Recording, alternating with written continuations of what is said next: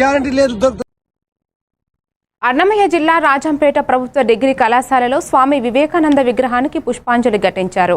BJYM మండల అధ్యక్షుడు పత్తిపాటి నవీన్ కుమార్ అధ్యక్షతన జరిగిన ఈ కార్యక్రమంలో బీజేపీ రాష్ట్ర కార్యవర్గ సభ్యులు పోతుకుంట రమేష్ నాయుడు 1893 సెప్టెంబర్ 11న వివేకానంద అమెరికాలో చేసిన చారిత్రక ఉపన్యాసాన్ని గుర్తు చేశారు. ఆ ప్రసంగం భారత కీర్తిని ప్రపంచానికి పరిచయం చేసిందని అన్నారు. కళాశాల ప్రిన్సిపల్ పురుషోత్తం, ఉప ప్రిన్సిపల్ నరసయ్య, బీజేపీ నాయకులు, విద్యార్థులు పాల్గొన్నారు. అందరికీ నమస్కారం.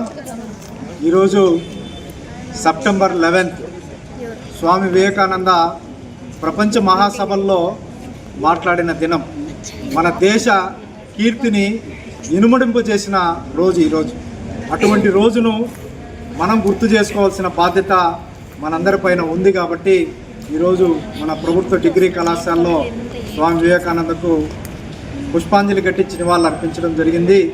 దానికి ముఖ్య అతిథిగా విచ్చేసిన మన ప్రిన్సిపల్ పురుషోత్తం గారికి, వైస్ ప్రిన్సిపల్ సుబ్బనర్సయ్య సార్ గారికి, మిగతా విద్యార్థులకు, మా తోటి నాయకులకు, కార్యకర్తలందరికీ నమస్కారం.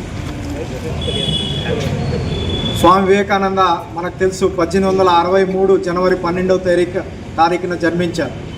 మరి 1893 అంటే 30 సంవత్సరాలకి వారు అమెరికాకి వెళ్ళారు. మరి అమెరికా వెళ్ళిన తర్వాత ఇందాక సార్ చెప్పినట్టు ఆయన కాషాయం గుడ్డలు వేసుకొని ఒక మూల కూర్చోంటే మనకు మాట్లాడడానికి అవకాశం ఇవ్వలేదు. 9వ తారీఖు ఇస్తానని చెప్పి ఇవ్వకుండా 11వ తారీఖు ఇచ్చారు. మరి ఇచ్చిన వెంటనే ఆయన మొట్టమొదటి ప్రసంగం అమెరికన్ సోదరి మనులారా అని ప్రారంభించడం జరిగింది. అంతవరకు అమెరికాలో మాట్లాడిన ఏ వ్యక్తి కూడా by brothers and sisters of America అన్నవాడే లేడు. ఈయన ఆ మాట అన్న తర్వాత సభ మొత్తం లేచి కరతాళ ధ్వనులతో మారు మోగింది. ఆయన చెప్తూ, నేను అత్యంత ప్రాచీనమైన యతి సాంప్రదాయాలకు విలువనిచ్చే దేశం నుంచి వచ్చాను. మా దేశం తరపున